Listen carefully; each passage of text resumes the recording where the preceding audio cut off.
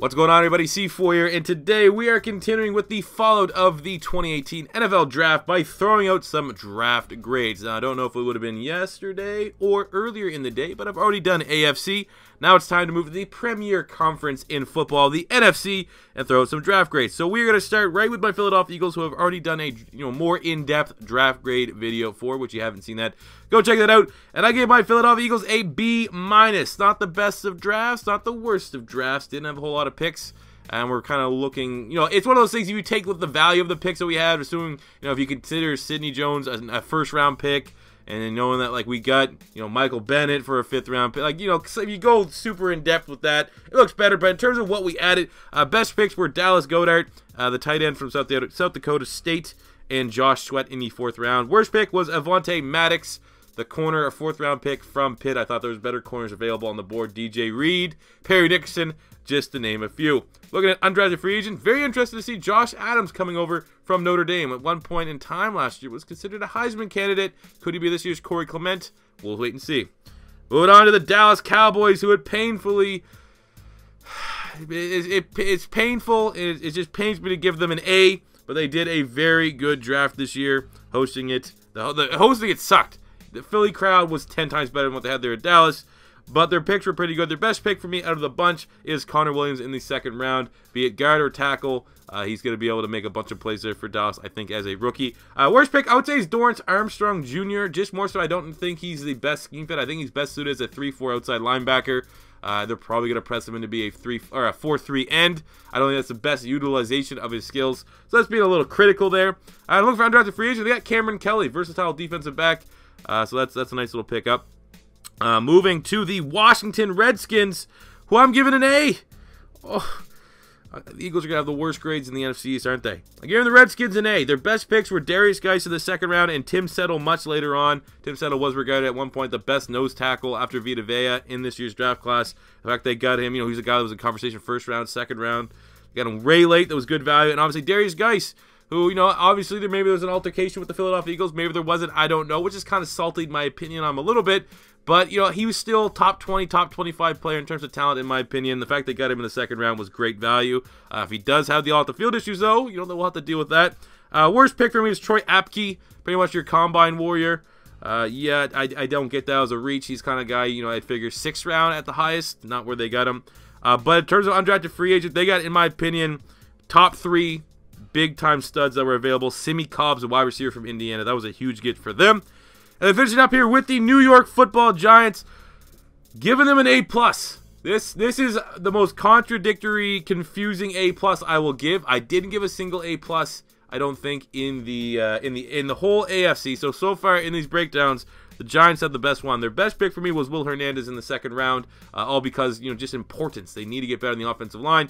But still, the worst pick is Saquon Barkley. And that pains me to say because I'm a huge Saquon Barkley fan. He was the best player in this year's draft class. And with kind of how they, worked their draft around by getting their quarterback, Loletta, later on, no harm, no foul. I still just think passing on Sam Darnold, going with Saquon Barkley, I still feel like that's the right move. That's a bad move. They should have went Sam Darnold.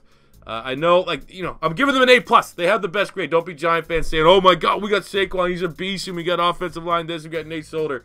I gave you the A+, but I still just feel like Darnold's the option. Darnold sitting behind Eli, that's the perfect dream scenario, and then you could have got a running back, a Nick Chubb in the second round, something like that that's not too big of a drop-off from Saquon Barkley.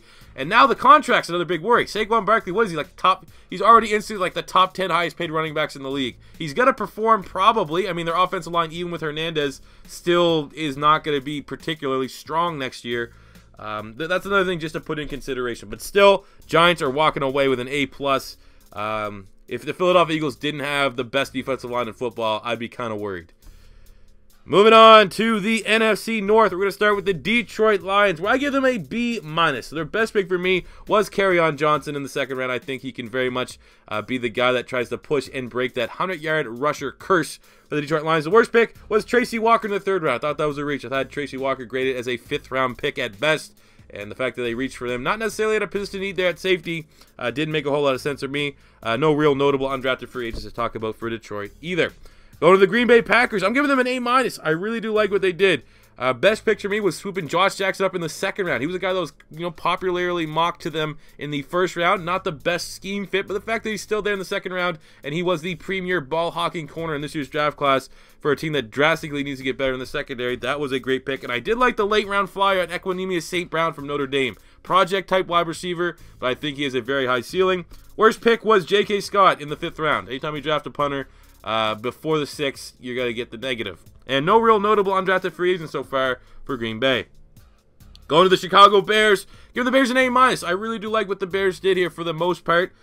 Best pick for me, favorite pick for me was Anthony Miller, the wide receiver from Memphis. I think he's going to be a dynamic playmaker as a rookie for Mr. Biscuit there. Worst pick, I can't even pronounce his name. Joel Ayigabongwe. Never heard of him. I'm not going to lie. Didn't even have him ranked when I was doing my process. They got him in the 4th round, so yeah. Maybe he's good. Maybe he's got to end up being defensive rookie of the year. Probably not, but I didn't know about him, and I just felt like, okay, probably a reach then. If he didn't really pop, his name didn't really pop up for me.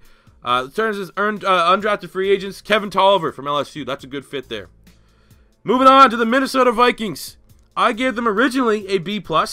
Their favorite pick for me was Brian O'Neill in the 2nd round. I thought he's a pretty good tackle, great upside, and it might be a 2-for pick. He might be able to play right tackle, and then you get Remmers going to right guard, so you get better at 2 areas on the offensive line. Worst pick for me was Daniel Carlson. You trade it to get a kicker. You can't do that. Remember when the Bucks traded to get Roberto Aguayo? Even though Carlson was the best kicker in the draft, you don't trade for a kicker. So as I stay at the top, I originally gave them a B+. But out of nowhere, looking at what they did in undrafted free agency, I'm going to have to give them the lead. I really do like what the Eagles did. I really like what the Jags did. But I think right now the top dogs in terms of undrafted free agents has to go to the Minnesota Vikings. And because of who they were able to bring in, I'm moving their grade to an A, and they win the NFC North. They brought in Holton Hill, Hercules Mataafa, Jake Winicky, Corey Robertson. These are guys that were all projected to probably go 5th, like mid-round. It's like a lot of those guys had mid-round grades. The fact that they got all those guys as undrafted free agents, outstanding job. They're getting an A grade, the best in their division. Moving on to the NFC South, we're going to start with the Tampa Bay Buccaneers.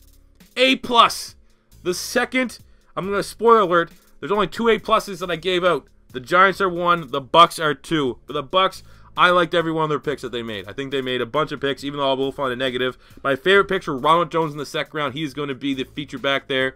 And I do really like the late round pickup of Jack Sitchie. Some injury history, but when healthy, talent-wise, 2nd, 3rd round, somewhere like that. And they needed to get better at linebacker. Especially, maybe more some competition for the Kendall Beckwith side to pair up there with Quan Alexander and Levante David. Worst pick would just be Alex Kappa because he is a small school, somewhat of a project tackle. The fact that that's the only tackle they brought in to an offensive line that needs to get better.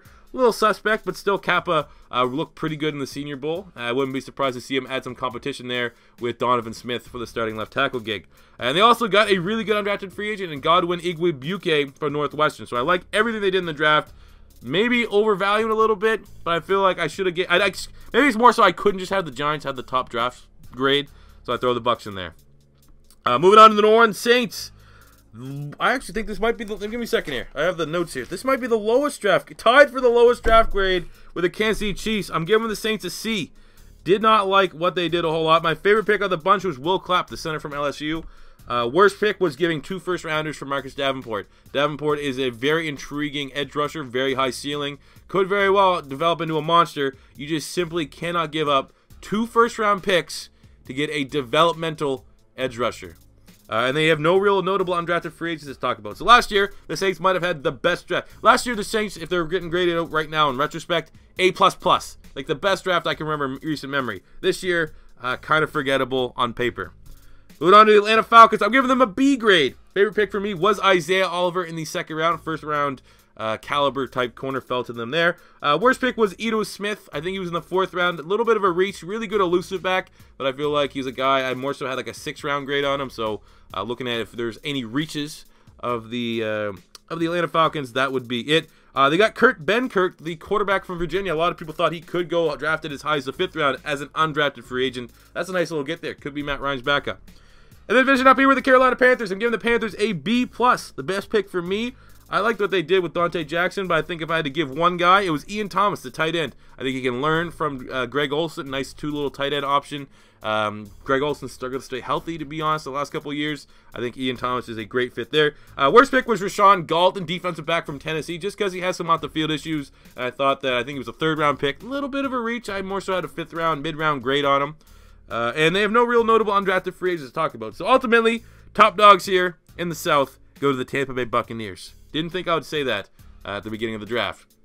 And then finishing up here with the NFC West, we're taking a look at the San Francisco 49ers, who I give a C+.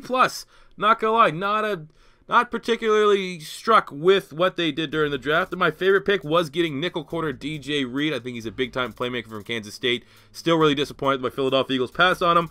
Worst pick was Dante Pettis, just because looking at what they have at wide receiver, I don't necessarily know if he's worthy of that second-round pick. Plus, a little bit of a reach in the second round. I had Pettis as a third-round guy, special teamer, more so. That's where he's going to make his impact. But when you look at, is he going to be a slot guy? Well, they kind of already have that in maybe Trent Taylor or Pierre Garçon. Is he going to be their burner? Well, they kind of already have that in Marquise Goodwin. So, like I said, this is maybe more so a preferential pick because I like compliments. I don't really see how he complements what they already have there in San Francisco. And they have no real notable undrafted free agents to talk about right now. Moving to the Seattle Seahawks, they're getting a C+ as well. I still can't believe they ignored offensive line as long as they did. The best pick for me, obviously, you're going to get Shaquem Griffin, the feel-good story, plus he's a really, really good player. I'm probably going to get like maybe a China knockoff jersey of his. And I did like Jamarco Jones. When they eventually did draft an offensive lineman, I thought they get good value there from Jamarco Jones from Ohio State. Worst pick for me was Will Dissly, the tight end from Washington. Yeah, he might be one of the better run-blocking tight ends or just blocking tight ends in general in the draft class. Or you could just draft a goddamn offensive lineman. There were still offensive linemen on the board, and they go with a tight end. I guess they don't have a blocking tight end there, but you also don't have an offensive line. I'm going to continue to punish the Seahawks until they draft an offensive line. Undrafted free agent. They got Poona Ford from Texas. It's kind of intriguing there a little bit. Defensive tackle. Moving on to the LA Rams. I'm going to the LA Rams a B-. Obviously not having a pick till the third round. That's going to be tough. Favorite pick of mine was Ogbonnia Okoronkwo from Oklahoma. I think he's a really good edge rusher. Good outside linebacker. Probably can take over for Connor Barwin's role. Add some competition with Samson Ebukam. Worst pick was Brian Allen, the center from Michigan State. I had him as like a 6th-round pick. The fact that he was, 3rd round or 4th round or something. I think it was 4th round. I don't know. I get you maybe want to get younger. John Sullivan's moving on, but I think there might have been some better value at center. Dijon Allen, who went undrafted from Hawaii. Well, I mean, he went undrafted, so maybe not. And same goes with, I can't remember his name at the top of my head. Will Clapp, who got drafted by the Saints. Yeah, notable undrafted free agent, though, they got T. Gray Scales. Good cover linebacker. I like that pick. And then finish it up here with the Arizona Cardinals. I'm giving them an A-, so they are winning the division. Best pick for me, Josh Rosen at 10. Laughing, and Christian Kirk in the 2nd round, getting a 1st-round talent wide receiver for a team that desperately needs to get other wide receivers, not named Larry Fitzgerald. Great job there from the Cardinals. Worst pick for me, Chase Edmonds, the running back from Fordham. I know he's one of the bigger sleeper running backs, but a little bit high, a little bit more holes they want to focus on. You have David Johnson. You're going to assume he's going to be healthy. I think backup running back could have waited for a little bit later in the draft. And for the Cardinals, as of now, there's no real notable undrafted free agents to talk about. So there you go, guys. Those are your NFC grades. Let me know if you agree, disagree with any of the grades here. I'm sure the comment section is going to be nice and civil. But there you go. 2 best drafts, 1A, 1B, going to the Giants and the Tampa Bay Bucks. Debate it. Tell me why I'm wrong. Tell me why I'm right. So, if this is your first time stopping by, don't be afraid to hit that subscribe button. Smash the like button if you are, enjoying my videos. That'd be great. And I'll catch you guys on the next one. We've got a busy week ahead. Lots of videos coming your way. I think you guys are going to like them. Especially what's coming at the end of the week. New rebuild series. Wink, wink. All right, peace out.